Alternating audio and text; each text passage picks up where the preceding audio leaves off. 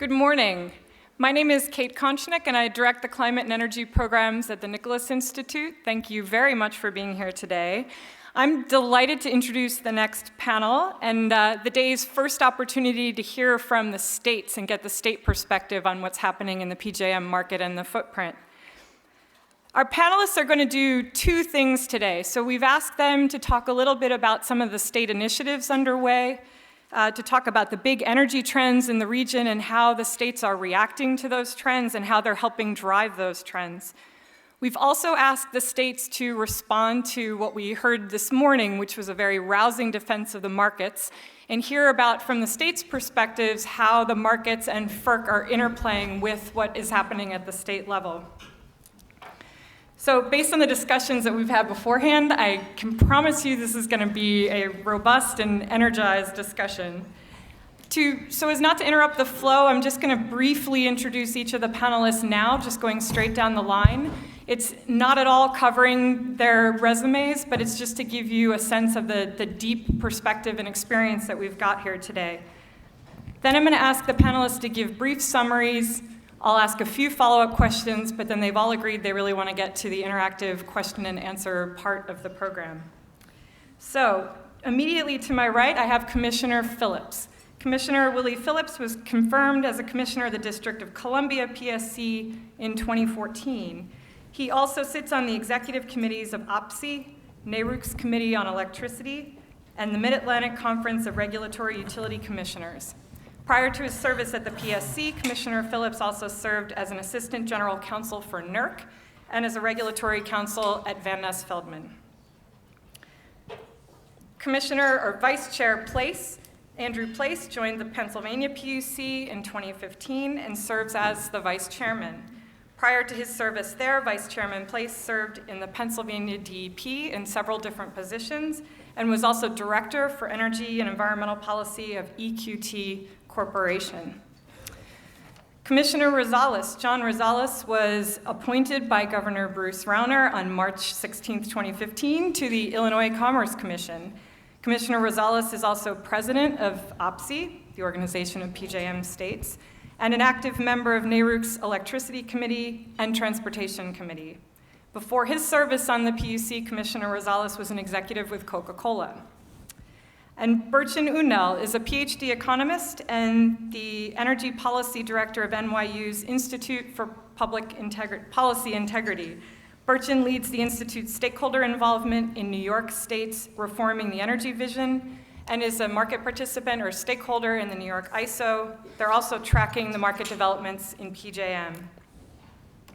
All right, so to get started, I'm going to ask each panelist to briefly talk about the big energy initiatives underway in their states. And we've asked Burcin to speak a little bit about what's happening in New York, just as a neighboring state to get a little bit of outside the footprint perspective.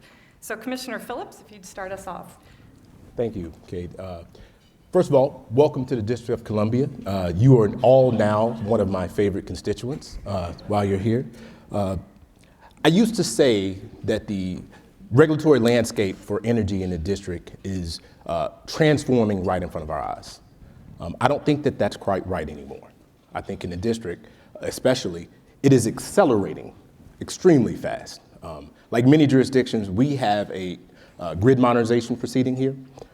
We initiated that proceeding to look at policies and technologies that can modernize our energy delivery system. As a result of that proceeding, we've had some new rules. We have proposed rules for DER, looking at the definition for DER, as well as how we deploy DER in the district. We've also looked at updating our interconnection rules. I can tell you that 70% or more of all distributed energy resources, they are governed by state interconnection policies.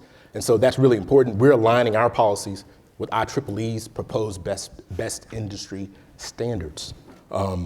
Just to talk about a couple of the initiatives that we have going, we have Clean Energy DC. That's a plan where we're looking to reduce greenhouse gases in the district by 50% by 2032. We're going to do that through looking at building codes to build new buildings so that they actually have greenhouse gases in mind. We're looking at transportation, moving from a fossil fuel fleet in the district to a more environmentally friendly EV type fleet. And we're also looking at energy supply. Go to these quickly. We have community net metering, community solar. There's a group working on legislation for a carbon fee. PEPCO has also proposed a $1 billion plan to update our transmission system in and around DC and Maryland. But to just give you a little bit of a flavor, if I could just quickly, on how I approach these issues, and even the issues we're going to talk about in a moment, the PJM-related issues. I do it through the public interest in it. That's my prism. That's our challenge. That's what we have to do. But I boil that down to something that's really simple, and it sounds hokey, but I call it the 3 Ps. That's policy, price, and people. When you talk about policy, real quickly, you're looking at investment. We're investing through our grid modernization, and we're promoting competition in renewable energy. When you look at price, affordability, that's key. And the people here in the District of Columbia, 70% of our residents, they live in apartments and multifamily housing. And people expect us to do this grid of the future without impact on safety, reliability, and cost. So I'll stop right there, and I look forward to the discussion. Wonderful, thank you. Commissioner Place, Vice Chairman Place. Thank you very much. Yeah, sort of wanted to lay out a menu of things just very briefly, and hopefully we can touch on them during our hour and a half here. In Pennsylvania, alternative rate making is a significant docket in front of us.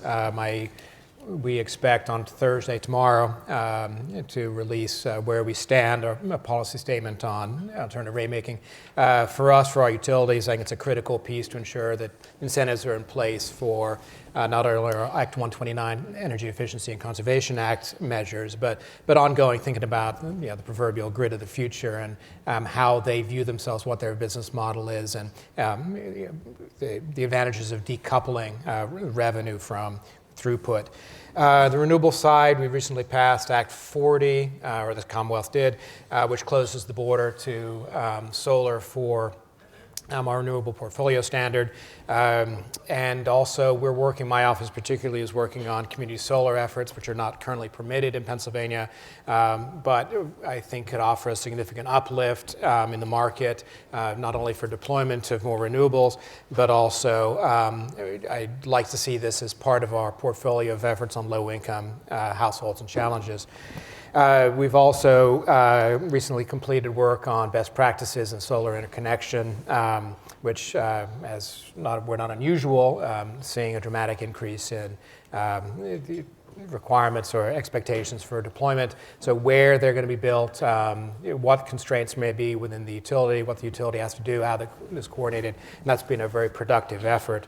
Obviously the 400-pound gorilla, nuclear retirements or considerations. We have 26 gigawatts of nuclear capacity in the Commonwealth. It's a third of our generation, and we're a significant exporter of power. So this matters to us. It also matters to us on a zero carbon, low carbon perspective. Losing that much capacity, and we've already had announcements on 3 Mile Island, and Beaver Valley recently was announced to be closed in 2021. So how we manage that, how we think about that, and that'll bleed into our conversations later, particularly on the FERC side. Electric vehicles, we're also trying to solve the chicken and the egg problem and how we ensure deployment of charging stations. And we may contemplate, and certainly there's legislation out there to contemplate utility ownership. And it pulls back to my alternative rate making consideration that I think we need to get rid of sort of the binary, the black and white perspective of what a utility is and what a utility is not, and need to contemplate that we're already bleeding over. There's significant gray area, and it's only going to increase. It's inevitable. So how we deal with these questions of ownership is fundamental and worthy of consideration, and certainly is within the Commission. Energy affordability, it's a bit of a knock-on. It's a bit of a second tertiary issue, of course, for environmental concerns, but clearly not as well. We're doing a full docket review of all of our low-income policies. I don't think we, as a Commonwealth, are in line. We're certainly not in line with our neighbors in what is affordable. And for us, we see weekly instances where residents essentially are circling the drain, even if we give them payment plans. We're not dealing with it holistically. We're not dealing with the the building envelope and all the issues that go into what the challenges are for necessary utility service. So how we deal with that, how we might view capping what the maximum resident would be obligated to pay under low-income programs, all of that is under full consideration, and you'll see something out of us this year. On the federal side, as I briefly mentioned, carbon pricing, certainly relevant to the nuclear issue, but carbon pricing matters. I've been arguing at FERC and arguing within the Commonwealth that imputing a price on carbon in the energy markets is the answer, is a significant answer, is the appropriate and efficient answer, rather than all the Gordian knots of capacity repricing or MOPR-X. And I also see that it's not infeasible within PJM to think about carbon price within a sub-region, for example, Pennsylvania. Of course, it's a heavy political lift, but there is the moment in time where you have a coalescence of interests to consider that that is the only rational choice if we're going to tackle the issues before us that are real. Clean Power Plan, we fought comments on that recently in 2 different dockets. I firm believer that this is achievable, should be achievable. We have the endangerment finding. You cannot get away from that. It would not crater Pennsylvania's economy if we had a carbon price in place, or some form of a carbon price, for example, through the Clean Power Plan. As I noted, PJM's, the MOPR-X and the repricing, we have significant issues with, not in the least because it doesn't pass muster with the stakeholders, but there must be a more efficient way to do it than what's been put on the table. First Energy's 202C filing, of course, is in front of us. We're concerned, again, we are firm believers in the competitive markets, as Rob Powelson, I'm sure, made clear this morning. But he's right, and I firmly are in the same camp that returning that much generation to cost of service would really put us back 30 years and obviate all the work we've done and all the value that competitive markets have brought to our consumers. Then the 2 other dockets recently at FERC that we focused on, the seasonal resources. I'm a firm believer that we should be accommodating seasonal resources. It's not an impossible lift to do. It's complicated, mathematically complicated. The rules, the accounting rules, the engineering rules to do so is not trivial. However, it's eminently achievable and great efficiency, particularly from the state's perspective, how much effort we've put in and treasure in AMI, grid modernization. We cannot monetize a lot of that value if we don't have, if we're not accounting for seasonal resources in our DR side particularly, and DER. And then also the other docket was the DER aggregation issue. Again, it's for us to capture the economic value of a lot of the work that's on our distribution side of that barrier. And again, speaks back to what I was saying earlier about that we no longer have these defined barriers between what is wholesale and what is retail. It's really blended, and how we have visibility for what's going on the distribution side, not only for the value of the distribution company and the technical requirements of the distribution company, but also what that brings and the transparency that brings into the wholesale market. Those are critically valuable pieces, and I want to ensure that we come out with rules and standards that ensures we're getting all of the value we can out of that aggregation. So, thank you. Great, thank you. And Commissioner Rosales, we will be getting more to the PJM issues and to the FERC issues in a little bit. So if you focused your remarks on the state, what's happening in Illinois, and then we'll come back to the market questions as well. Okay. Well, man, you are good. My work here is done. We've had a couple initiatives in Illinois. First of all, let me make the disclaimer. Number one, as president of OPSI, I speak for the membership, and as senior commissioner for the Illinois Commerce Commission, I do speak for the commission, and I will be clear in which side that I'm speaking about when I answer the questions. So from the Illinois Commerce Commission perspective, what we've been excited about is a couple things. Number one was the FEJA in 2016. It's the Federal Energy Jobs Act, and we put together a program for the next 10 years as a direction for the state of Illinois. Included solar, included wind, And I want you to remember the acronym PJM. And although we'll talk about this later, but I truly believe there was one part of PJM where we gave the one of the nuclear plants in the PJM footprint zero emission credits. And since then, I think that's, I would say, started to fuel the PJM addiction to filing at FERC. Go ahead, yeah, I agreed. But there's a number of, there's so many other things that are involved in Illinois. And one of the things that I'm very proud of is I think we do it right in terms of where we wanted to go as a commission, as a state. You know, especially with solar and the renewables, what we wanted to do with wind, our goals that we have for the next 10 years. There's a lot in that. There's a lot in that 500-page law that actually came from the legislature. The next grid is the next point up, what we're trying to do. It's an 18-month study that we're put together in terms of how we move forward. There's a number of states, and we talked about it, Willie talked about it, that have these ongoing discussions. And you kind of need them because from my perspective, when you start talking resources and where resources are going to go, you really need a direction because there's going to be some money. There's going to be some actual expenditures that you need to direct in making those, in what decision that you make.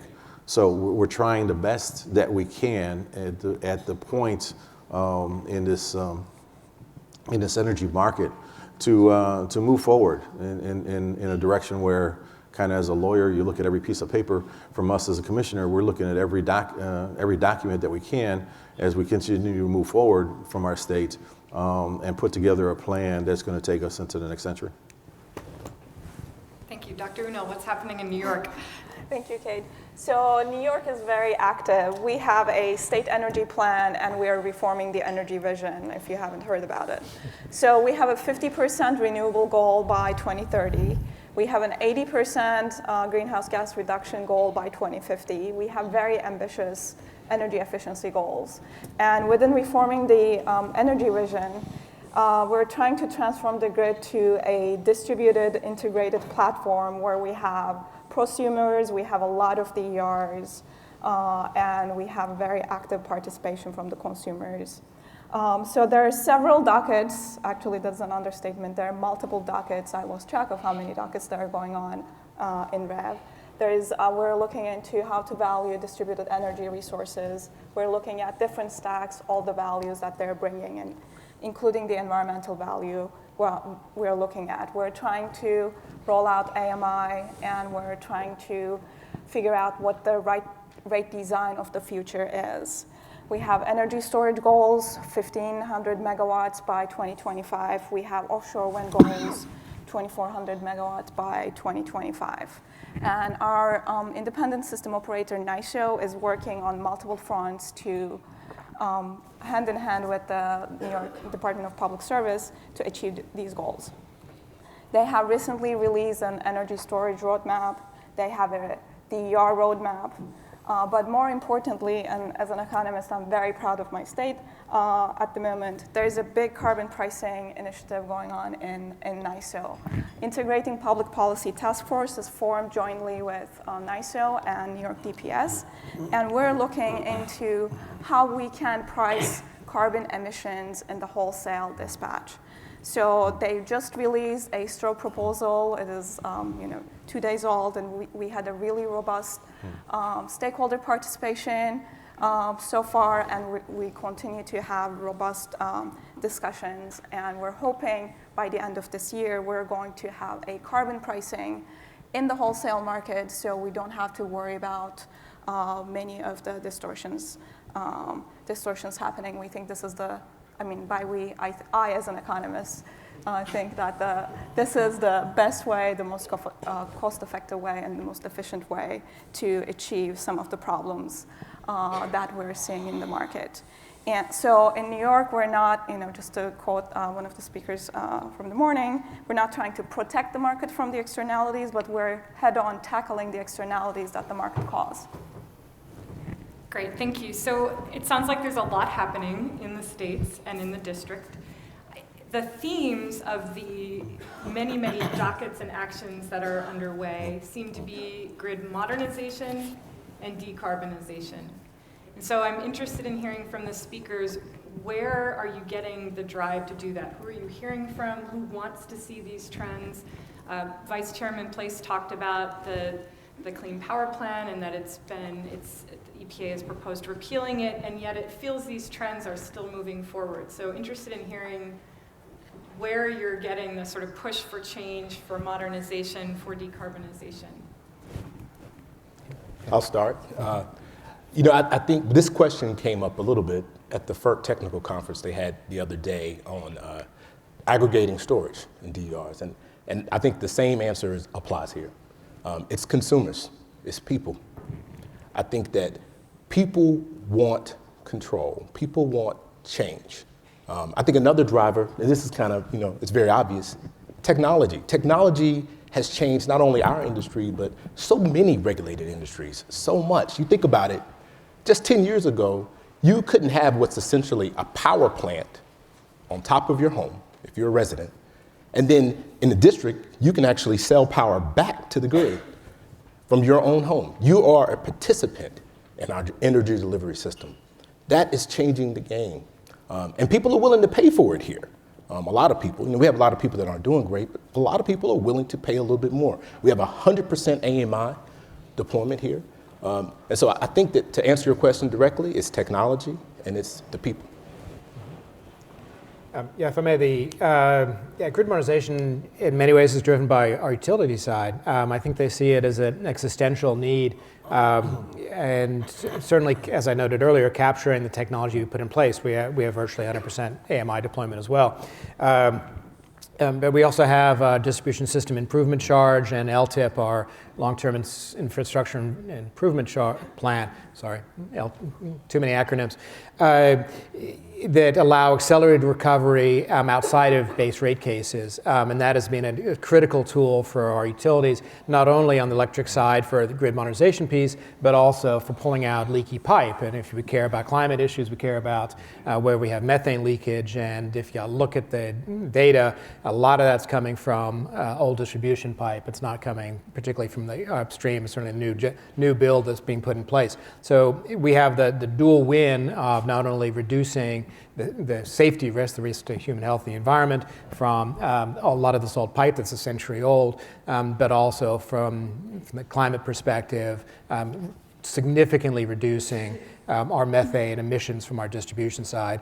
And we also have policy in place from the Commission that requires utilities to report and step down their leakage rates. And that's been a very powerful lever over the last several years to ensure that our utilities are knowing where the leaks are and are targeting the leaks, targeting their pipe replacement where the pipe is most leaky. So it is a bit of a mix. Some of it is policy driven on the environmental side. Certainly on the decarbonization side, it's gotten a lot, as I noted earlier, has gotten a lot of uplift from the nuclear conversation. That has really seeded the water to say, why do we care about nuclear? And if you think about the sort of the three issues why nuclear is important, and tax base and employment and the environmental attributes, and or 4 or 5 of them, if you think about resiliency or reliability, the carbon piece increasingly gets a significant focus, and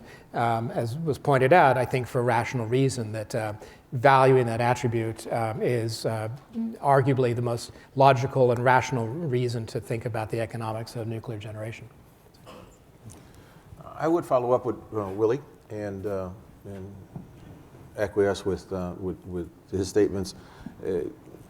Consumers, but through Illinois, this was through government, so it was through the legislature. So they would say their constituents wanted a better handle on our carbon footprint. So not only did we have the ZEC program, but we really had this whole the whole FISA issue on the 2 million RECs for wind, 2 million RECs for solar by 2021. It's really it's really aggressive. I mean, 2021 is like next month. So we put a lot into that, and I believe that it's, I'll have to go back to Willie says about consumers, constituents. They're paying on their bill. There's a quarter every month that they pay for to try to reduce their carbon footprint. So I'm really proud of what we do in Illinois. So as an economist, I'm going to say market demand is driving the transformation in New York, especially post-Sandy. We want clean and resilient grid. So we want to move away from emissions. We want to make sure, we have microgrids and, so that we don't stay without an electricity for days at a time. Especially New York City is very vulnerable to climate change. So consumers demand clean power. They want technology. People want solar panels on their roof. They want to, transact with using blockchain and, all these new things that is constantly happening. So that is driving a lot of the demand. And, as Commissioner Powles was saying, prices, the costs are going down. So offshore wind is really cheap now. Solar panels are really cheap. Energy storage prices are going down really fast, even faster than what we predicted, 5 years ago. So there's a significant market momentum. So we just need to catch up with it on the regulatory side and just let the markets work. So the states are not operating in a vacuum. The district is not operating in a vacuum. You're working with each other. You share a grid. You've decided to be participants in or have your utilities and other market players participate in a wholesale market. We've got a very dynamic, complicated federalist system here for regulating the power sector. So I would love to hear from each of the speakers about where you see, and Vice Chairman Place talked about some of the things that FERC is doing, talked briefly about the proposals that PJM has filed with FERC, but how is FERC and how is the market interplaying with your state policies? Is it working? Is it not? And I might also put in what Commissioner Phillips said, if you're saying that policy and prices and people are what's important, is the market delivering that? Big question, hard question. It's always a challenge. The states perhaps are a minority. Each one of us, and singularly, and certainly we get coalescence by organizations like OPSI. But we increasingly are concerned of certainly this triangular interaction between our RTO, the states, and FERC, and how that's all, who's getting heard, why are we reaching good policy choices, and it's not always a system that works as efficiently as well as we would hope in the state. As I noted in my introductory remarks, the capacity repricing or MOPR-X are grave concerns to the state. We are not part of the stakeholder process at PJM. We have a voice. We certainly, hopefully, we're more than a voice on the top of the hill. But these, at the end of the day, the pointy end of the stick is my constituents. If I use the word "my," I don't mean that in a sort of pejorative way, but my obligation as a commissioner are to our ratepayers, are to our utilities.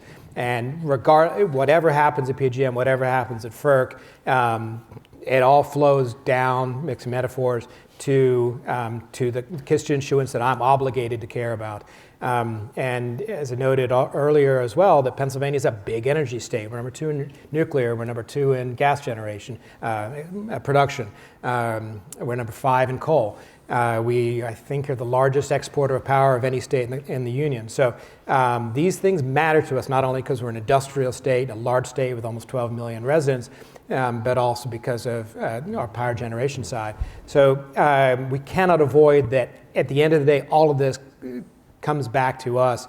And it is very difficult to maneuver and manage that process. And I would argue that, as I noted, that it's not always as well or done as well as we could or should or perhaps would, considering the importance and the relevance and the primacy to state issues. We're seeing it particularly thinking about what's coming from the Northeast, New York, and the New England states on state policy initiatives and what we'd like to see on carbon pricing, for example, in our RPS, although our Alternative Energy Portfolio Standard is relatively modest. And our political environment is a challenge to get any of that changed very much. But we clearly have an interest. I mean, primal interest to us is that state policies matter, they're relevant, and all states should have the ability to manage their own energy portfolio. But as we see that starting to distort markets, we are concerned with what one state might do that could impact our own generation side, what Illinois might do, or what Ohio might do, or what New Jersey might do. I'll keep coming back to it, that it's a challenge for us to have the voice that I think is imperative in any of these processes to see that the results come out to the most benefit of the states individually and the states collectively. Sounds like an OPSI meeting. As you can tell, we don't always agree within ourselves because we have 14 members, 13 states, and Willie represents here in DC. And so we don't always agree, but we most of the time do. And Burcin came up, her last words were, let the markets work. And that's how we feel, I'm going to say from Illinois. That's what we want to see happen. Let the markets work. Too many times that we've seen, and I'm not going to take shots at PJM, but let me take shots at PJM at this point, where we're trying to resolve an issue that hasn't become an issue yet. It's a problem that hasn't, here's a solution to a problem that we don't have. You keep hearing the same anecdotes about the same thing, that they're trying to resolve something that hasn't yet occurred. The markets have worked very well, incredibly well.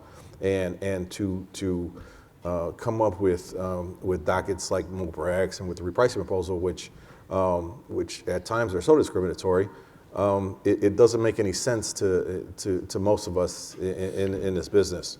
We really have a problem with that. Let the markets work. When there's a problem, then we could resolve that problem. But there's so many other opportunities and challenges that we're going to have as we move on in this whole energy field, that there's going to come a time when we need to make some decisions.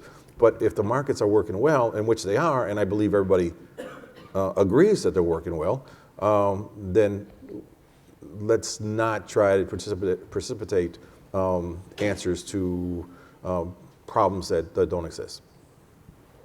Okay. Sure. I agree with pretty much most of what my colleagues said. I just want to say that DC is a little unique. We have a third of our land in the district is federal land. So that's not under our control. For our local distribution utility, they don't have any electric generation. Around 2000, they divested all of the generation. And so we're completely at the will of our neighbors in terms of what they do with state policies.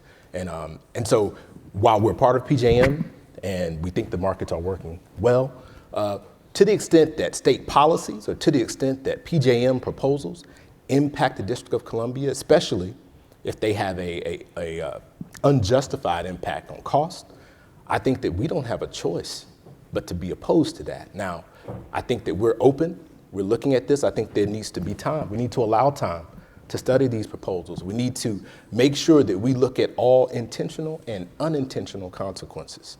And I'll be the first to stand up and say that I'm not going to stand for cost. Look, I said we have a lot of people in DC who want change and who are willing to pay for it. That's true. We also have a lot of people in DC that aren't doing so well.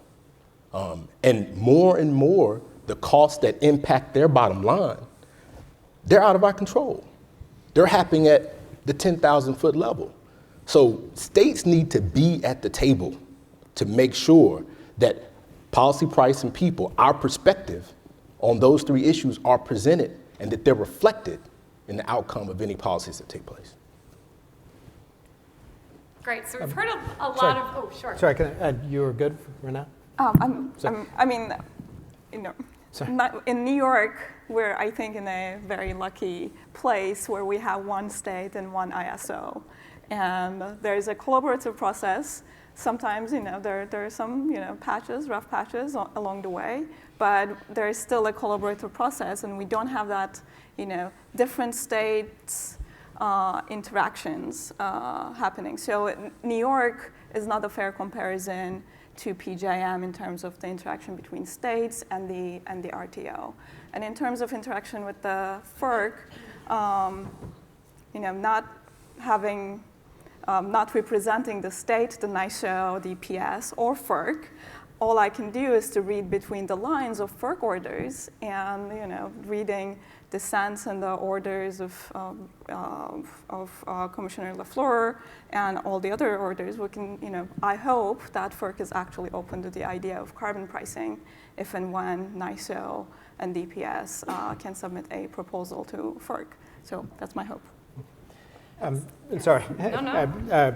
Just before we move on to the next topic, from our perspective, PJM is swimming or drowning in capacity, and we're only worsening that. Certainly, capacity repricing only worsens that existing problem, and that's depressing energy prices. So you've got this vicious cycle.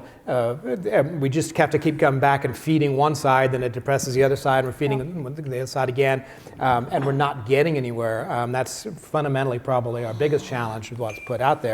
But also to reinforce what Willie said, we have 1.3 million households that are within 1.5 times the federal poverty line.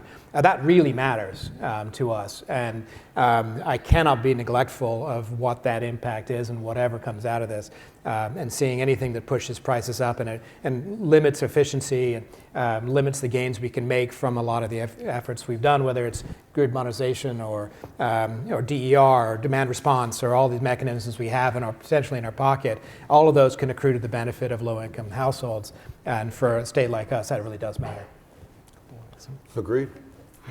No, it's cost containment is we're always getting hit by this. I mean, that's our responsibility. So when they come up with a repricing proposal to satisfy stakeholders, that's not what happened to the consumers, and so sometimes there's a disconnect there, and I totally agree with my colleague here.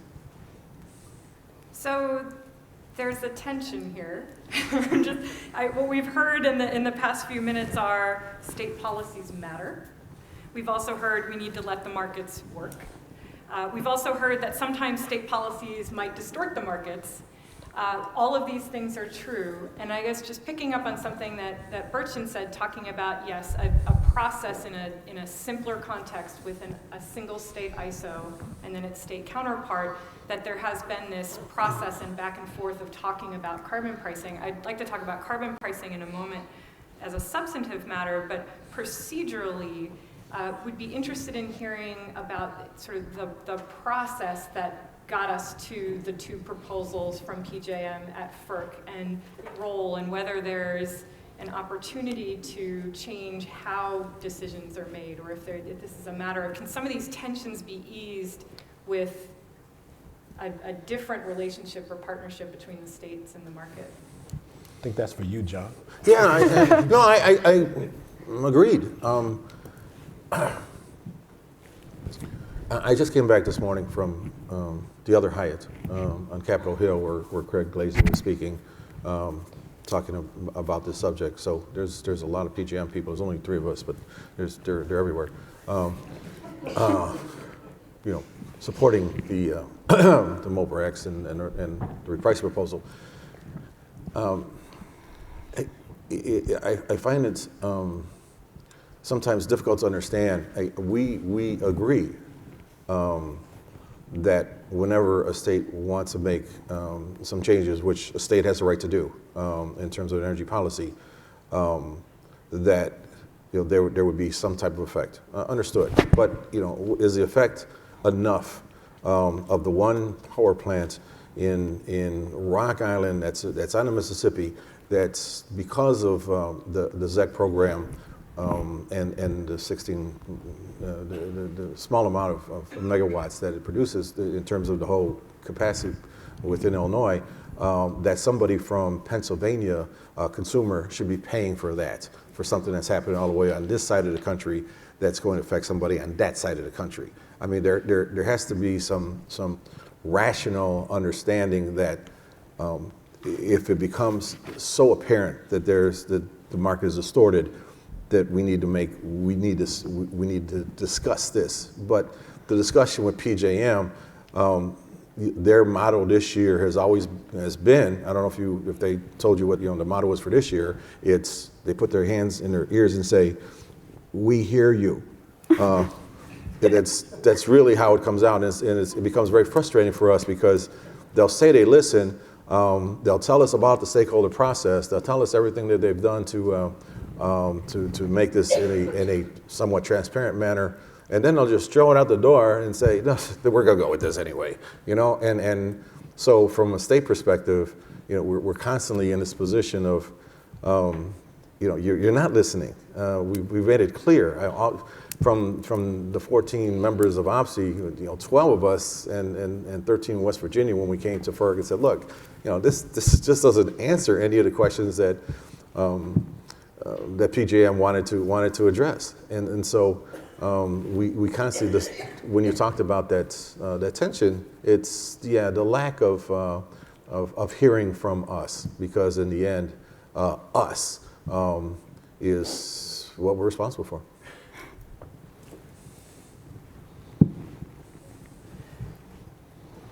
Yeah, the only thing I perhaps might add is that, be clear, I'm no fan of ZECs. I think they're a blunt instrument and are arguably distortive. But looking at the data, I don't think it's arguably defensible that there is an issue currently. I think these are issues looking outwards. But and even in the stakeholder process at PJM said that they argued that their majority of folks believe that the status quo is preferable to whatever else they're putting out on the table. But I'm not going to be. Don't ignore that there are challenges out there, and there are potentially disruptive policies, and how do we incorporate the two. And I'm going to steal in a way your next question, I think, is that I think carbon pricing is a good example, that let the market work, do it in the energy side, embed it in the market. It's technology neutral, it's fuel neutral, if you can argue that. It drives innovation. It drives everyone to compete. It's not, as I said, a ZEC, which is an artificial construct. How do you get the price right? And drop in this chunk in there that's not very responsive. In New York, I think, is thinking about a pretty decent way of thinking about it. But capture the rational challenges that are existing and how we incorporate this. But there's good mechanisms to do that, and I think this is a very good example of how you do it. Had some emphatic nodding to people down, so Burcin, Yes. would you like to weigh in here? So, anytime the issue of carbon pricing comes up, of course, just get excited.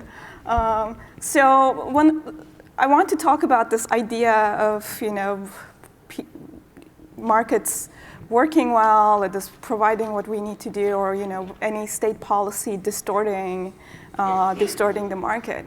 So to me, the distortive, it depends on a benchmark. What are you comparing the outcome to? If you're comparing the effects of ZECs to status quo, yes, it is going to change. But is it going to be distortive? For me, that benchmark is economic efficiency.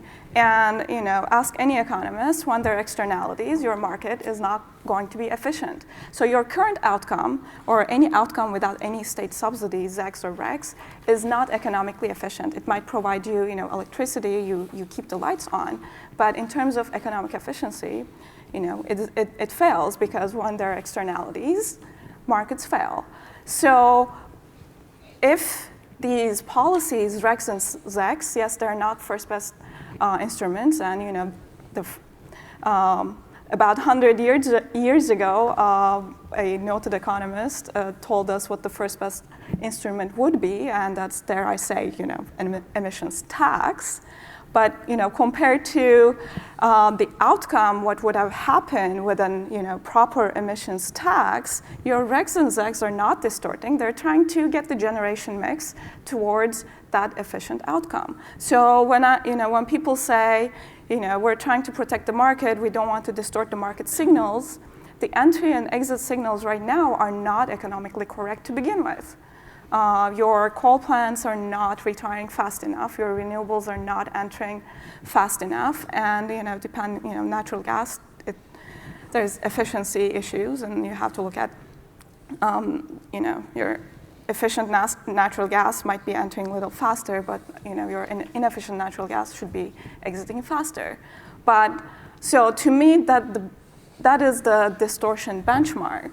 And any other uneconomic generators, economic generators, comparing it to the status quo, to me as an economist, does not make sense. So that's why I'm very excited about the conversation around carbon pricing, because then you put the carbon price in the market, and then you let the markets work. The market is going to give you the signals for the right type of entry. If the nuclear is going to be able to provide the most efficient carbon abatement, nuclear is going to stay in the market with that carbon price. If it is efficient natural gas, that is what's going to happen. If it is wind, offshore wind, whatever, it is going to happen. And if in that case we still need coal for whatever reason, it will be really expensive, but that we will dispatch coal when it is necessary, but coal will be paying for the damages it causes. So to me, that is the efficient benchmark. I can just add, I co-sign the comments of my colleagues. With regard to the process of how we got here, we participated in OPSI. We also, we supported the letters that we've sent. We have concerns about state participation. With that being said, once again, we're a little different. We do have a conversation, ongoing conversation with PJM. In fact, I had PJM in my office just a week ago to talk about some of these proposals. And so I think that we're making our voice heard. I don't know if it's being demonstrated in the outcome necessarily. Regarding carbon pricing, I mentioned early on that we have a proposal that's working its way ground up, once again, in DC. And the DC Commission, we're of course supportive. One other tension that has been coming up here is sort of some of these new policies and carbon adders potentially, but then also the concern about low-income customers and energy affordability, and how are states thinking about those things, and how do they see them as in tension? Do they see that there are paths forward to accommodate both? How do you balance those two needs that you've all articulated are being pushed at the state and district level? Well, with the with these two proposals from PJM, the unintended consequences are the prices are going to go higher, guaranteed. The repricing proposal is going to get you a higher price. The MOBRA X is going to get you a higher price. Some of the stakeholders of PJM will be happy about this, but when it comes down to the consumer, the prices will be artificially inflated, and there's no two ways about it. So in New York, Bradle did a study for NYSO about the customer impacts, and I believe the customer impact of a carbon pricing at NYSO would be maybe 1% of the bill. We have to, you have to double check my numbers, but it is. Compared to the emission reductions that we get and the benefits that we get, that is a negligible amount in terms of, and you have to take into account that when you have something like carbon price, you no longer need the ZECs. Then REC prices go down, and there are also other efficiencies that happen in the market that we cannot predict.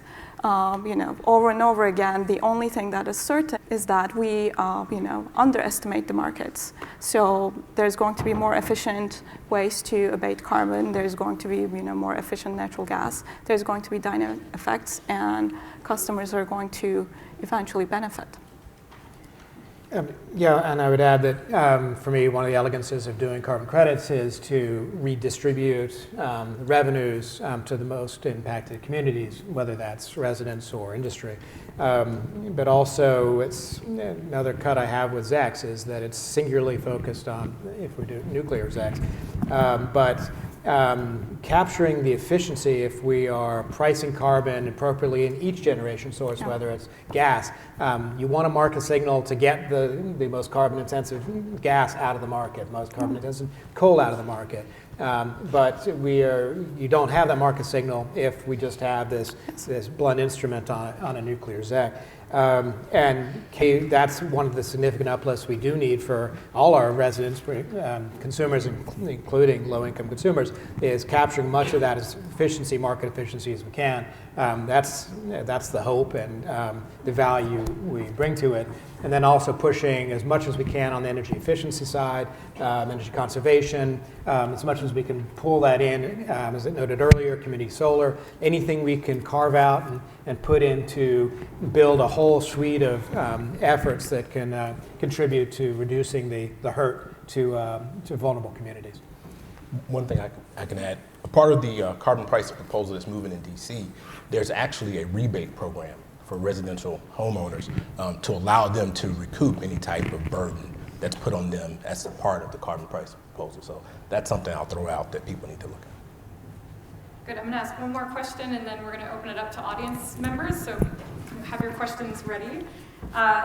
The PJM capacity market proposal is related in some way to the resiliency docket that FERC has open. And one of the things that struck me looking at the comments provided by the RTOs was that most of the RTOs said, not really an issue, let's move along. PJM had a more nuanced response and was wondering if you had thoughts on why they had a different response than the other RTOs. Because they want to take over the world. They really, in one perspective, I was appreciative that they would take the responsibility, and I'll always give credit where credit is due. And at that point, I thought that was very commendable on their part, where we take responsibility when there's chaos. But I think they overreached a number of areas that no other RTO did in terms of wanting total responsibility for everything that went on, including gas and everything else. I thought they overstepped their bounds for sure. I will duck that one. But just thinking as we were contemplating the DOE FERC NOPR on 90 days fuel supply, I think it's quite clear, it is quite clear, and it was in our comments, that if you're thinking about resiliency, you have to think from A to C, soup to nuts, but most of the resiliency issues are challenges in the distribution side. And firmly in state jurisdiction. And regardless of what we might do, and if you look, the DOE NOPR argued about the polar vortex. A lot of that, the issues that precipitated the polar vortex, we've remedied a lot of that. And PJM has worked hard to remedy that, and the states have worked hard to remedy that, and utilities has as well. And then, so it's not analogous to think that 2018 is the same as it was in 2014, 2016. But as well, if all we're doing is protecting fuel on site, then we're ignoring all the tangential pieces that must fall in place and must be considered resiliency. So I don't argue. We're firm in the stakeholder process, thinking about resiliency. It's of real value to think about it, but we do need to price it right and be focusing in the right places and focusing across the whole supply chain. When I think about resiliency, I think resiliency is really an extension of reliability. And I agree with Andrew when he talks about to focus only on generation and how that impacts reliability, I think is a mistake. Transmission and distribution, that's where most of your reliability impacts and concerns are. So I think that from going forward, I think FERC, PJM, stakeholders, they need to look at always that this resiliency issue can be determined and how you can improve reliability in that regard. I actually want to ask the same question to the PJM. About their comments in the resiliency document? Yes. I mean, to be fair, I think they're trying to balance a lot of different stakeholder interests in different states with, very different preferences and priorities. But still, I would like to know their opinion on why they wanted to do it that way. Maybe they're trying to take over the world. I don't know. Yeah, they definitely not shy. Great. Well, thank you, and we'll turn to the audience now and see if people have questions. I see a few hands up. I don't know if there are people roaming with microphones or... I got that one.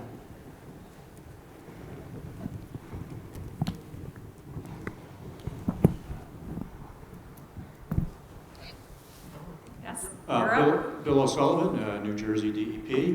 This is a question primarily for New York and possibly for Pennsylvania. It has to do with the New York ISO PJM relationship.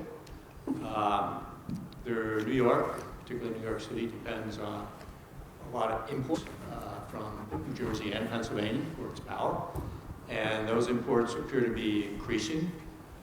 We see in New York ISO Q, I believe that's the right term, many thousand megawatts of natural gas combined cycle, both in New Jersey and Pennsylvania, to supply New York City. My question for New York is, how do you deal with these imports in your plan, your state energy plan, and how do you anticipate they being dealt with in your goal for carbon pricing? So not representing NYSERDA New York State, in the carbon pricing proposal that is just released, NYSERDA proposal is going to deal with imports and exports on a status quo basis. So there was a lot of discussion about potential leakage issues because, if you add a carbon price into your state and, if you do not add the same adder to your out-of-state resources, then there's a potential that you're going to import, potentially dirtier energy from out-of-state, and you're going to increase emissions. So there was that potential. The same thing works with the imports too. So to try to overcome that, there were a lot of discussions.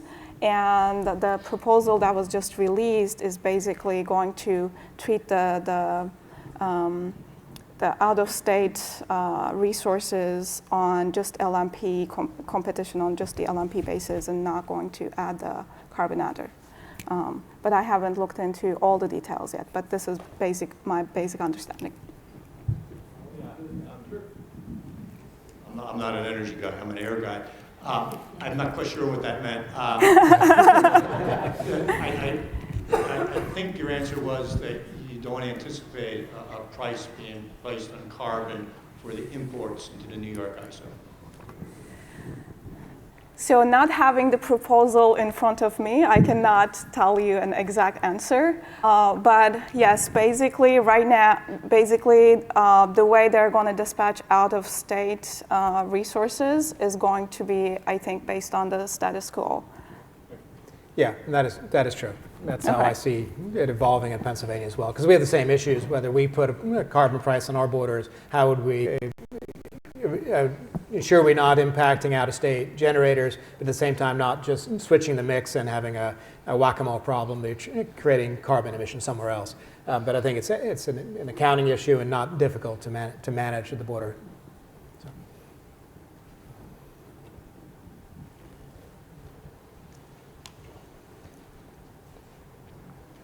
I'm Walter McLeod. I'm with EcoCapital and the Energy and Innovation Institute at George Mason University. My question has to do with the fact that all of your government representatives of sorts under an RTO or ISO jurisdiction, there's talk about expansion of RTOs and ISOs to uncovered states. What do you think the pros and cons of expansion of RTO ISOs to other states would be? In Illinois, we have both PJM and MISO, and it's not up to the commission to decide where the utilities are going to decide where they want to go. I know that ComEd, before my tenure, was in MISO and went over to PJM. But it's not for us as a commission to decide. It's really up to the utilities. So depending on the state, it's really up to them if they want to get into, want to make that decision, whether they get into an RTO or an ISO. I'll just say I'll give a little bit of a legal answer, and I'll say it depends. And I think it depends a lot on what jurisdiction you're talking about and what they bring to the table.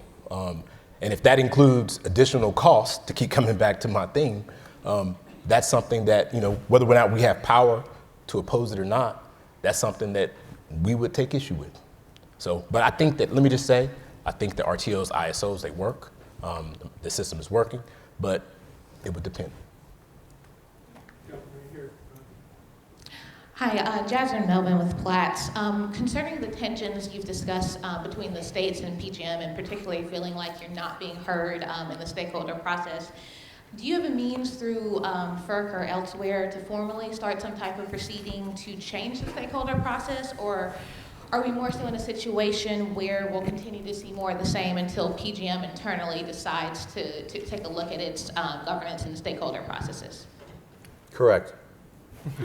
Yeah, when PJM decides, we as a group have decided not to be part of not to be stakeholders.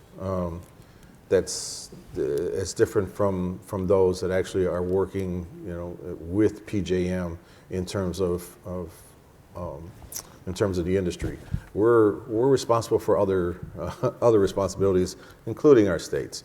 So we try to have a relationship with PJM that, and I'm speaking as president of OPSI, just to play nice in the sandbox. We really understand of the 14 members that we have in the PJM footprint, exactly half are vertically regulated, the other half aren't. So we understand there's going to always be some sort of challenge whenever we meet as a group, and even when we meet with PJM. But the fact is, we feel that they're going down a wrong path, and there's a number of things. And it's not only just the dockets at FERC. We're constantly having problems with the market monitor contract. It's since we started, it seems to always be a problem. The resilience, we really didn't, that was a discussion that we had. The governance part, I think they've, I'm comfortable that there seems to be some openness there. And I don't know if it's openness where, they know they're in a catch-22 position in terms of governance. I know that the FERC has made have questioned, their governance and how this all works. So I think they're open on that. But for the most part, they've not been, they've not had an open dialogue, and not only an open dialogue, but an open dialogue which they actually understand and are willing to make changes. They listen, but the changes aren't there. We've, from an OPSI perspective, we've put through resolutions, we put through letters, and then finally we just have to go to FERC, and document what we find wrong with their proposals. And we really don't want to do that. I don't want to be in a position as president where we're constantly in an adversarial position. I don't think that's good for any of us, but something's going to have to change. So I would say again, from your sentence and your last sentence about does PJM need to change? Yeah, they do. Let me also just say one advocacy point. We have new leadership at FERC. And I think that one thing that's helping, and they've reached out to us, they've allowed us to come in and meet with them.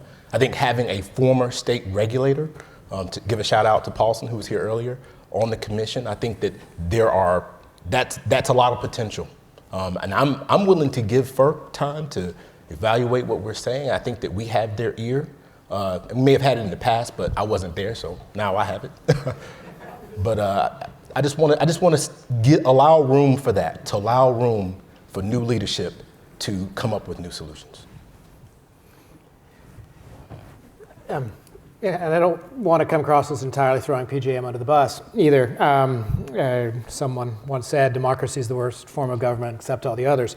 Commissioner Powelson said that this He did. So it's perfect. Oops. Yeah, so, okay, I'll come up with another aphorism to come and throw in here, or a quote from Winston Churchill.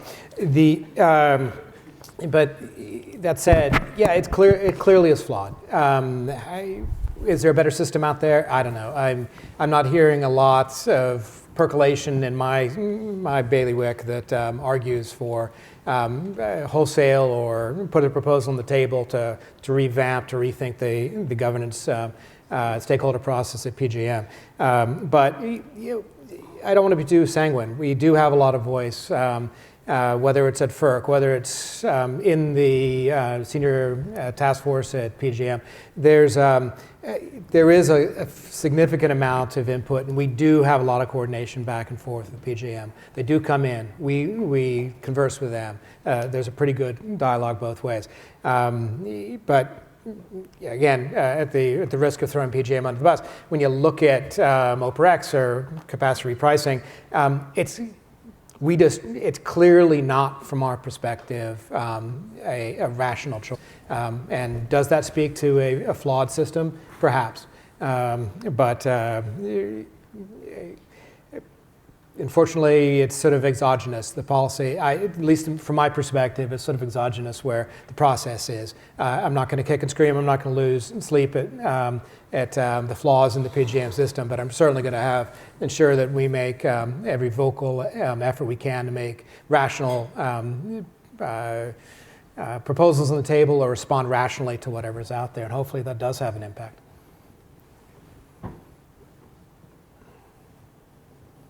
Cindy Wilson from Department of Energy. This is mostly for Commissioner Rosales, but maybe also for New York. We talk about RTOs as if they're all the same thing, and every one of them has aspects that is very different than the other. So my first number one. Number two, everyone has said the markets have done great things. So my first question is to Commissioner Rosales. You actually are a commissioner in a state that deals with two different RTOs. So, and MISO is designed in a way that states have a different power structure within the RTO than in PJM. So could you make some comparisons of whether you face the same kinds of problems that you're describing in PJM and MISO? And perhaps you might even want to talk about this from the New York perspective, because I think that the different ways RTOs are structured have different effects on how much state power there is within the RTO. That's my first question. My second one is, to the extent any one of you want to comment, you've all said markets are great, and it'd be really interesting to hear what you think they've done that's a good thing. Okay, well, welcome to my world. With the two RTOs in Illinois,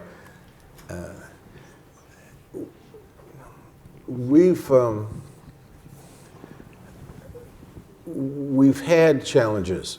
And I think the biggest challenge that we've had in Illinois is MISO Zone 4. As I told you before about the organization of PJM states, half of our membership is vertically regulated, and the other half is not open to competition, and that applies to most of the state of Illinois in Zone 4. So you have a number of, I would say, a big seam issue where the industry in Illinois is surrounded by those that are vertically integrated where they're getting rate-based, where they're getting the prices back on rate base. So it's not costing them as much as somebody that's in the rest of the state within Illinois that really needs to go to market with a true cost. So we have some real problems with that, and that's not what we could talk about that offline because that's something that has at some point has to be addressed.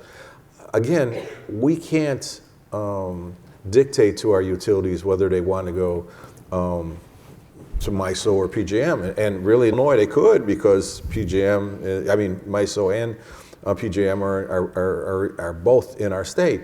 But sometimes in taking the high road, like the vice chairman did about not throwing people on the bus, although I was throwing them under the bus the whole time. But on this part, I don't want the grass to be greener on the other side. I mean, there's a number of there's a number of points of contention when you move from one RTO to another, and you mentioned that about having no RTO, but when you move from one to the other, there's the exit costs that are involved.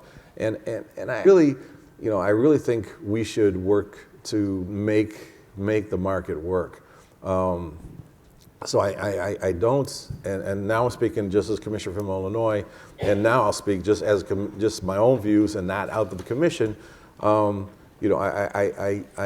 do not want to support moving when things are going wrong. It's like in a marriage, man. When you're having some problems, but you kind of need to stay married and let's try to work it out. I really feel strongly that we need to make an effort to resolve the issue instead of looking at MISO really wants us. They'd love to have somebody like a ComEd. But there comes problems from that. But what about the rest of the states that all of a sudden an 800-pound gorilla comes in? There's a lot of repercussions when you start moving those things around. So I wouldn't. So that would that's a problem that I have in Illinois and be willing to talk about offline. The rest of the stuff on the market, I don't know. We can all talk about that. But I'm very supportive, like Burcin. That the markets work. I think they work well. I haven't seen anything that come through on the tool signing that they're not doing well. Now, of course, we've had I believe it was First Energy that made a filing. I mean, there's always going to be winners and losers. However, we look at this. I mean, from a legislative standpoint, we understand that, and that's why we have the next grid. That's why you have in Ohio, the Power Forward. I mean, we're in Willie's with the DC and all the discussions that we're trying to have. We're trying to make the right decisions. We know, there's not everybody could win, but we're trying to do it in the right way, and we're trying to do it in an educated way, so that after a year and a half, maybe close to 2 years of studying where we need to go, that we feel comfortable that we're moving in that direction. So at the risk of sounding like an New Yorker who loves her state the most and the best thing ever, I think grass is greener at the NISO side. Policy integrity is a stakeholder at many proceedings, and we could participate at NISO as a stakeholder. Actually, we are participating at NISO as a stakeholder.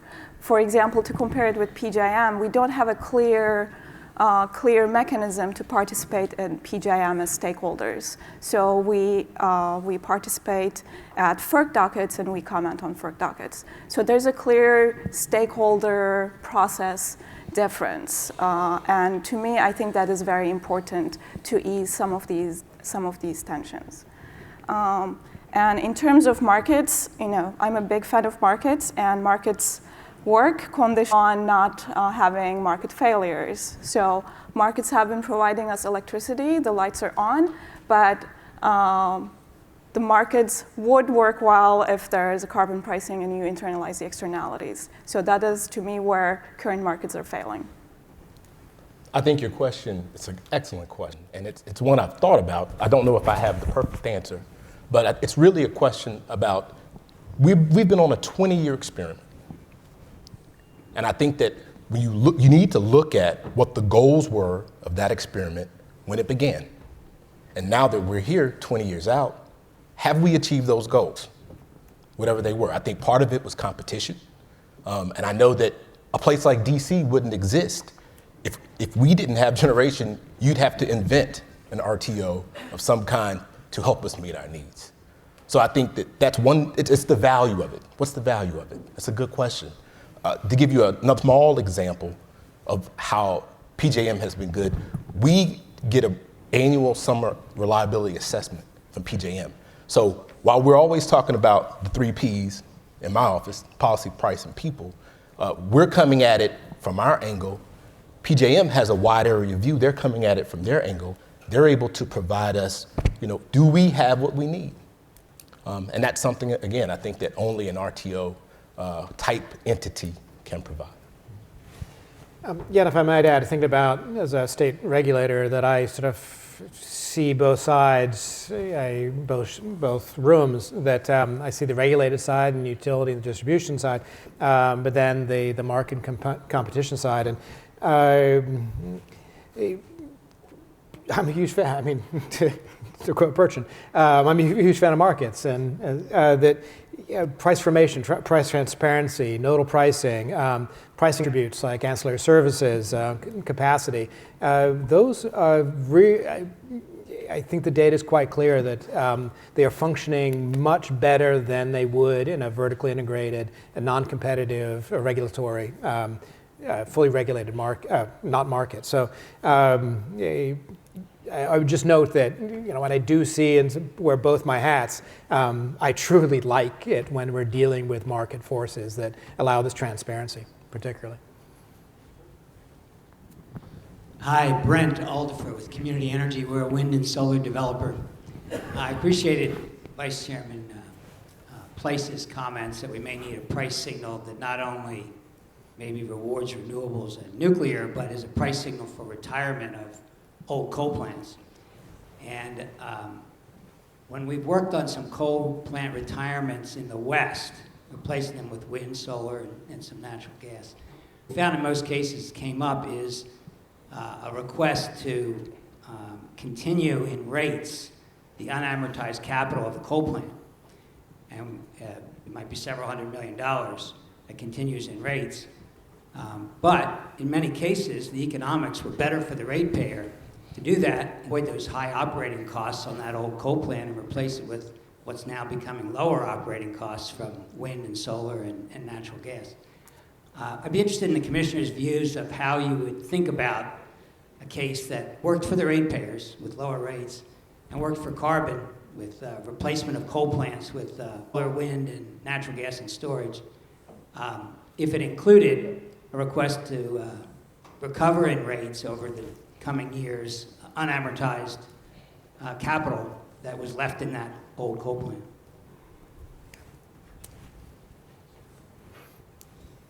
There's you. It's a good question. I'm not sure I have a ready answer.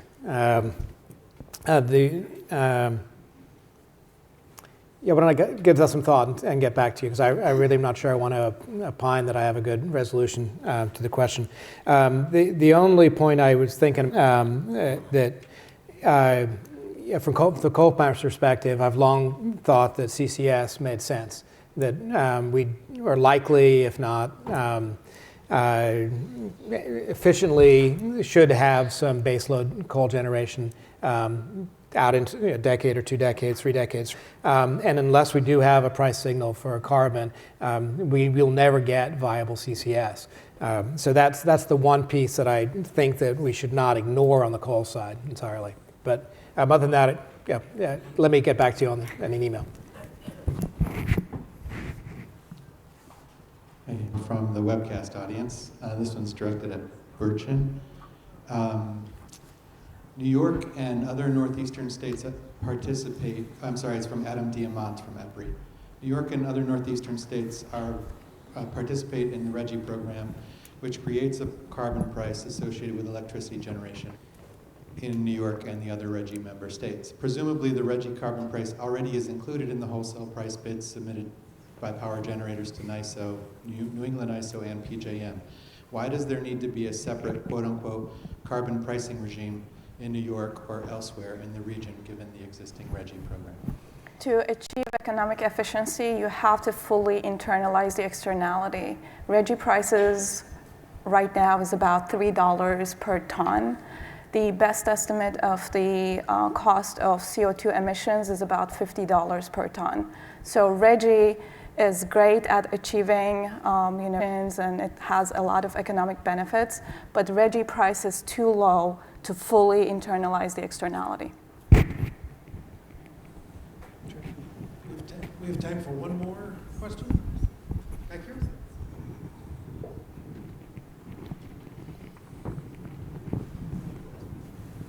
Thank you. This is Stephanie Grimet from Capstone.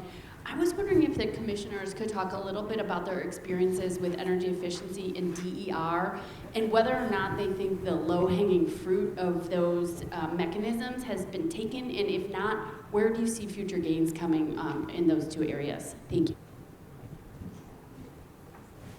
Well, in the district, we actually, the commission has authority to handle and deal with energy efficiency. We also have a separate sustainable energy utility. I think Vermont and a couple other states have the same thing, where they're focused exclusively on energy efficiency.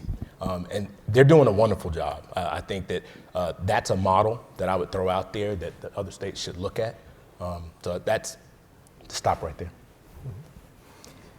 I think we're about to enter our fourth tranche on our Act 129 energy efficiency conservation programs. I don't think we've hit the low-hanging fruit yet. I think there's clearly a lot more yet to be done, and particularly on the DER side, or DR. And as we were talking earlier about interconnectivity, whether you have aggregation or a lot more involvement in consumer, small-scale RDR in wholesale markets particularly, there's a lot of monetization that we can gain, and a lot more penetration we can get before we remotely have what I would think is moving away from the low-hanging fruit.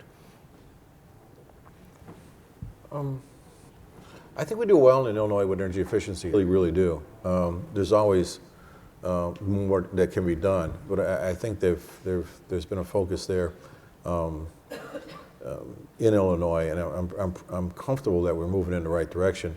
The DER aggregation, I'm totally on board with. This is a direction that we need to go.